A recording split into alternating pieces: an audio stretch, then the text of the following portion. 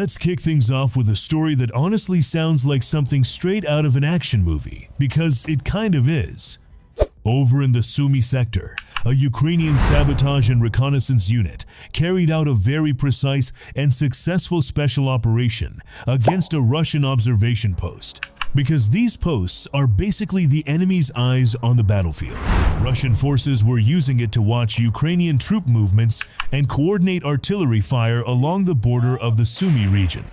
Using a stealthy approach, the reconnaissance team moved into position before confronting the soldiers stationed there. Rather than escalating into a prolonged firefight, the situation reportedly ended with 5 Russian servicemen surrendering after realizing they were surrounded and unable to continue resisting.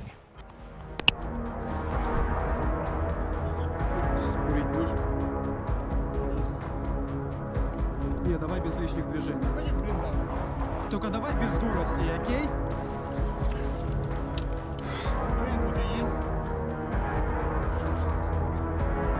Ты раненый?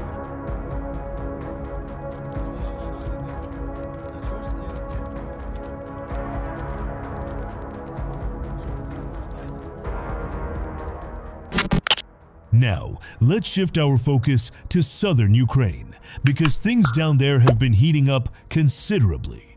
Russian forces have resumed active offensive operations, and their main push is concentrated on the Orikhiv and Huliaipole sector.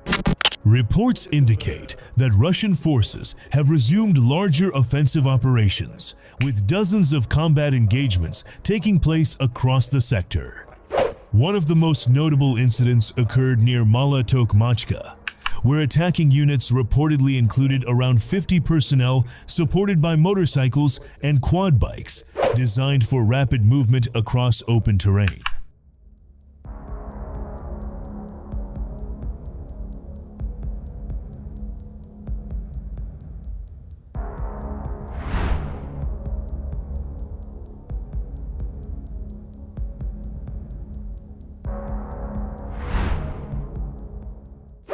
Vladislav Voloshin, the spokesperson for Ukraine's Southern Defense Forces, described the situation clearly.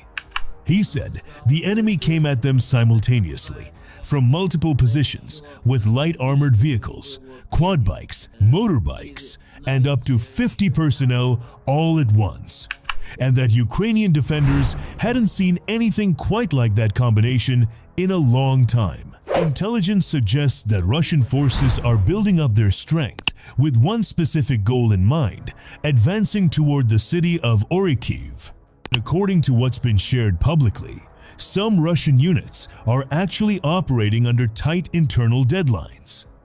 And those objectives, including capturing specific towns and reaching the Verkhnya-Tersa river line by the end of June.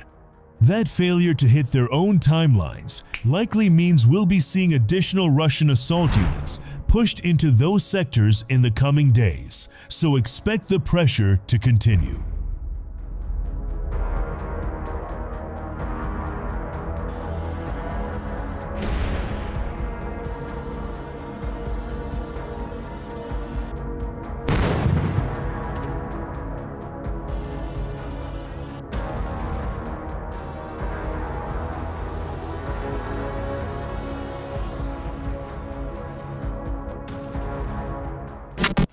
Quick but important update from the north. In the Kursk and northern Sloviansk sectors, Ukrainian border guards operating FPV drones as part of the Steel Border Brigade have been keeping the pressure on. In recent action, 2 Russian servicemen were neutralized, and Ukrainian forces also managed to take out a gun emplacement, 2 communication antennas, a Zhun drone, ground-based robotic system, 2 shelters, and 2 ammunition depots. That last one matters a lot. Every ammo depot that's taken out is a direct hit to the enemy's ability to sustain fire operations in the area. The Steel Border Brigade is doing exactly what it's meant to do, disrupting enemy activity along the border and degrading their capabilities, one target at a time.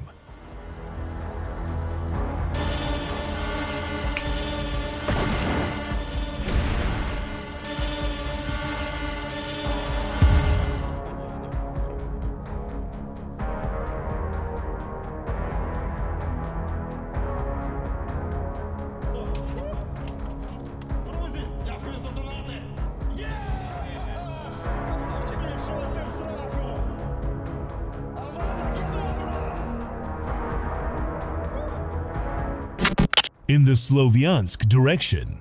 The Apache Unmanned Systems Battalion, working together with the 81st Separate Slobojansky Airborne Brigade, disrupted what officials described as one of the largest coordinated assaults in the area.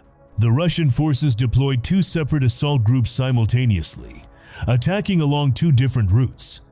One group was moving from the direction of Platonivka toward the village of Zakitne. The second group was pushing from Siversk toward Kriva Luka. The idea was clearly to split Ukrainian defensive attention and overwhelm their positions from multiple directions at once. The attacking formation included 28 motorcycles, a tank, 3 infantry fighting vehicles, 5 additional vehicles, and up to 50 troops. Under normal circumstances, that kind of combined force could cause real problems. But here's what happened. Neither group even made it to the first line of Ukrainian defense. Thanks to the work of drone operators and the tight coordination between units, the assault was completely broken up before it could reach Ukrainian positions.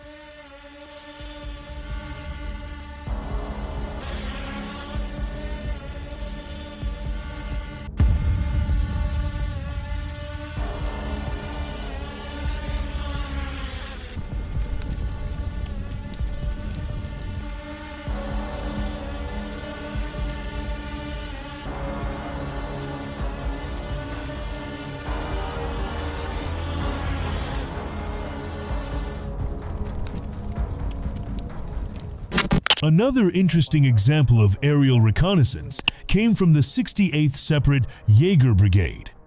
During surveillance activities, they spotted something suspicious, a Russian self-propelled artillery unit that had been hidden inside a hangar, camouflaged among civilian and construction equipment. The enemy had clearly tried to make the artillery piece blend in with the surroundings to avoid detection from the air. A smart move, but not smart enough. Once the target was identified and its coordinates confirmed, the information was passed directly to strike drone operators from the Dovebush Hornets unit. 2 precision strikes were carried out. The first strike connected squarely with the target, and the second one made sure the job was done and completely disabling the vehicle.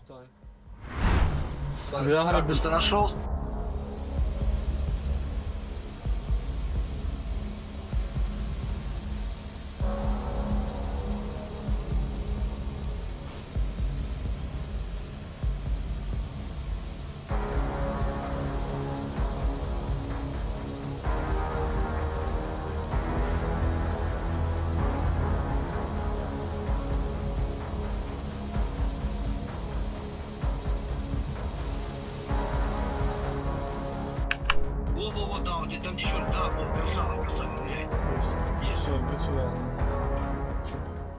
Now here's something you don't see every day, and it's honestly pretty cool. A soldier from the 25th Syczeslaw Separate Airborne Brigade managed to shoot down a Russian Jadun kamikaze drone using small arms fire. As the drone was targeting a Ukrainian unmanned ground vehicle carrying out a supply mission. So here's the situation. A Ukrainian UGV, basically an autonomous ground robot, was making a routine supply delivery to paratrooper positions. A Russian drone spotted it and moved in to intercept.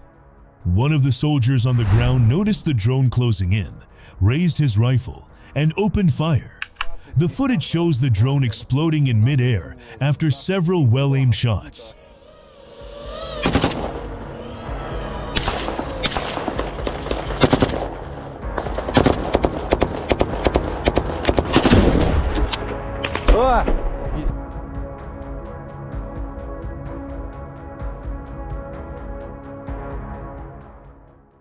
This next footage came from quite an unexpected source footage from an action camera that was actually on one of the Russian soldiers in the vehicle. A Ukrainian kamikaze drone struck a Russian UAZ vehicle commonly known as the Bukanka as it was moving along a dirt track in the Donetsk region. There were at least 3 occupiers inside. The drone struck the vehicle, believed to be on the driver's side. After the hit, The vehicle pulled off to the side of the road, and the surviving occupants ran into the surrounding tree line. The vehicle caught fire following the strike, and one of the occupiers did not survive the attack. What makes this clip unusual is the perspective. It's literally footage from the enemy's own camera at the moment of impact.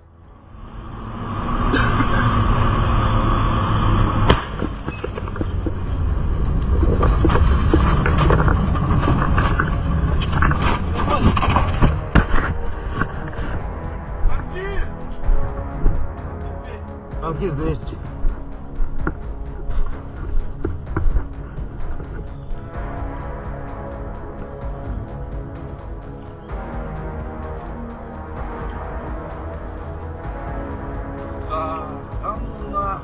Да ну нахуй!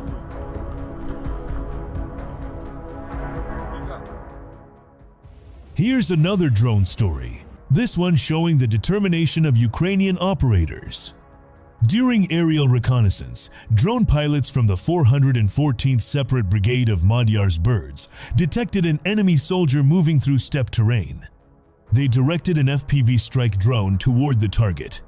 When the occupier noticed the drone coming in, he hit the ground and tried to hide in tall grass, hoping to blend in with the vegetation and lose the drone's line of sight. He also tried to fire at the incoming drone, but that attempt didn't work. The pilots maintained target tracking throughout, pinpointed the occupier's exact position in the grass, and completed the mission. It's another clear demonstration of just how difficult it has become for enemy infantry to avoid detection in open terrain when Ukrainian drone operators are watching from above.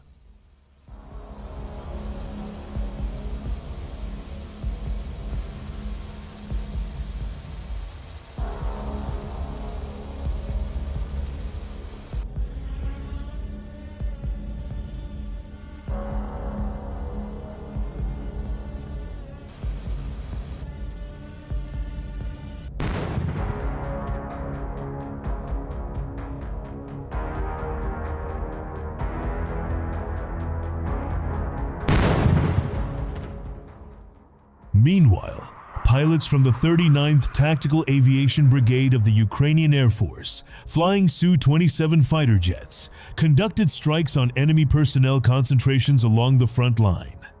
The footage released shows real combat operations, with the crews hitting pre-designated target locations where Russian forces had gathered.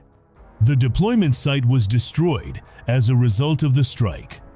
It's a reminder that Ukraine's Air Force is still very much in the fight, and that fighter aircraft, when used at the right moment against the right targets, still pack a serious punch on the modern battlefield.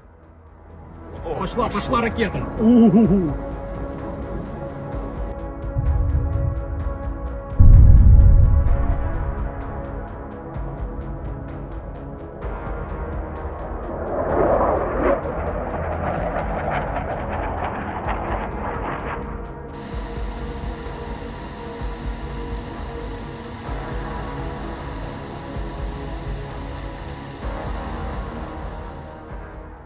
We're going to close out today's update back in the Sloviansk sector because the situation there remains very active.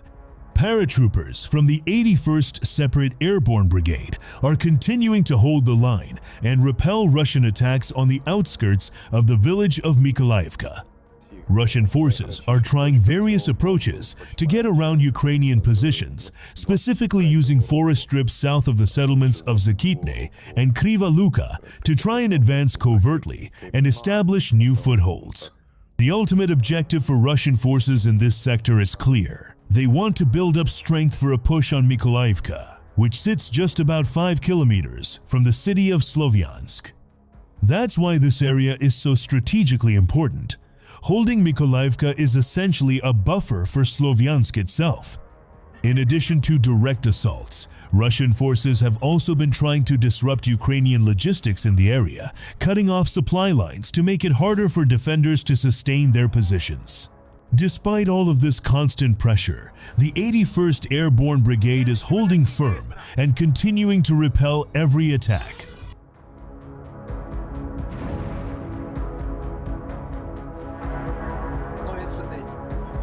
да. Да, вон. Да. ПГшка. Ну що, живий? Що ти робиш на рюкзак? Так то була ПГшка. Та ні. Ну, я думаю, там прошила на горі.